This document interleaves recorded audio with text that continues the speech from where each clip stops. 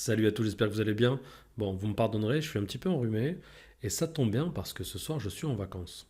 Comme quoi, hein, en forme quand il faut travailler et malade pour se reposer. Et aujourd'hui, petit best-of des boulettes vues dans le devoir donné à la classe de troisième. Alors comme d'habitude, hein, au-delà du caractère un peu funky de la série, l'objectif reste quand même pédagogique. Hein. Voir les erreurs des autres, c'est souvent diminuer les siennes. Et on commence avec celle-ci, ici, problème de priorité. Hein. On voit 5 moins 2 facteur de x plus 1 du côté gauche. Hein. On remarquera aussi tous les égales sur le côté gauche hein, qui sont, on va dire, un petit peu éliminés puisque l'égalité est du côté droit. Donc là, on aurait préféré des équivalences. Hein. Ça aurait été plus judicieux.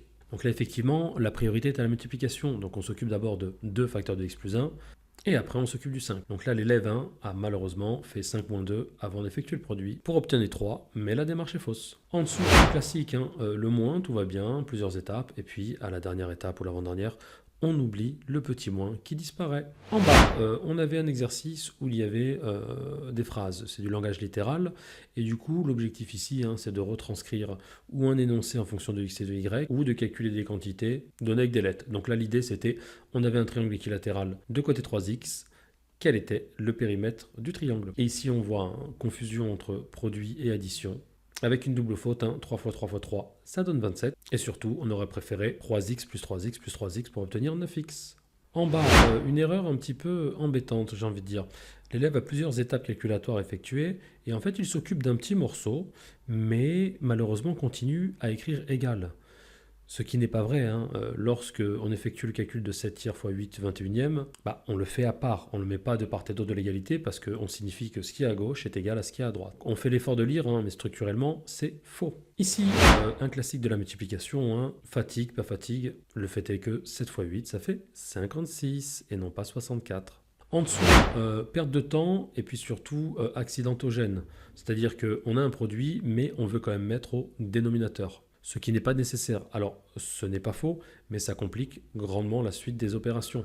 Après, ici, sans rentrer dans les détails, on voit sur l'avant-dernière ligne 3x carré, et après sur ligne 2x carré. Donc l'élève a additionné 3 plus 2 qui donne 5, mais malheureusement, au lieu d'écrire 5x carré, il a écrit 5x puissance 4. C'est comme si dans son esprit, il avait multiplié les x entre eux. En bas, puissance, ça c'est assez fréquent, donc ce serait bien que ceux qui regardent la vidéo ne fassent plus l'erreur. On ne peut pas dire que 2 puissance 3 fois 3 au carré, ça donne 6 à la puissance 5, d'accord? Il n'y a pas de règle sur les puissances là-dessus.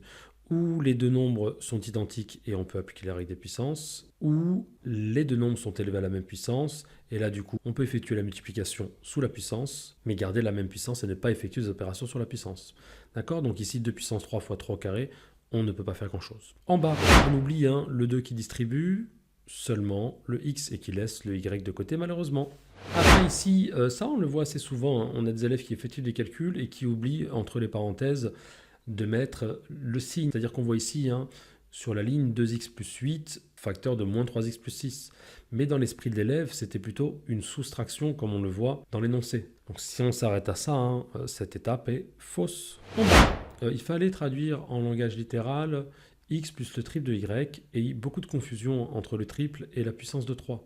Donc le triple, c'est 3 fois la quantité, et non pas la quantité au cube. En bas encore, beaucoup de confusion. Regardez, on revient au même exemple que tout à l'heure. Hein. Déjà, à l'intérieur, on fait la même erreur sur les puissances. Et puis après, on multiplie tout par 2, mais on ne prend pas la peine de mettre une parenthèse.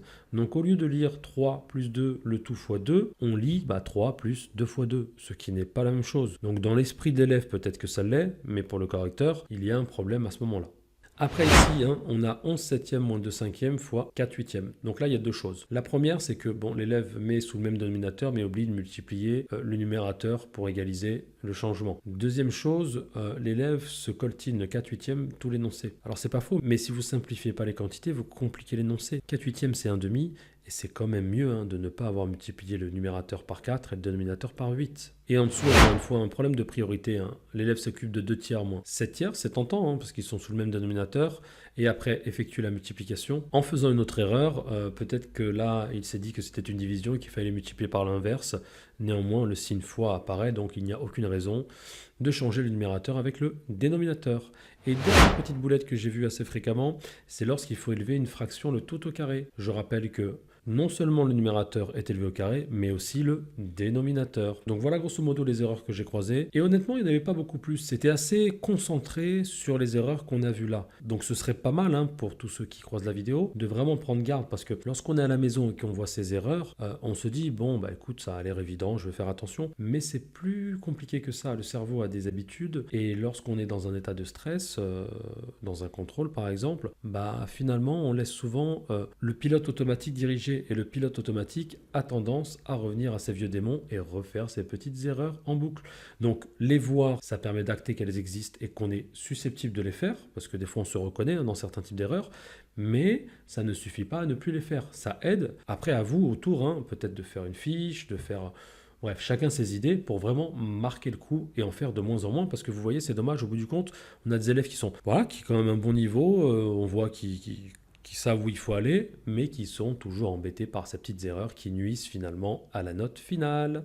Allez, sur ce, je vous dis à bientôt, profitez bien des vacances et on se revoit sûrement dans pas trop longtemps. Bye bye!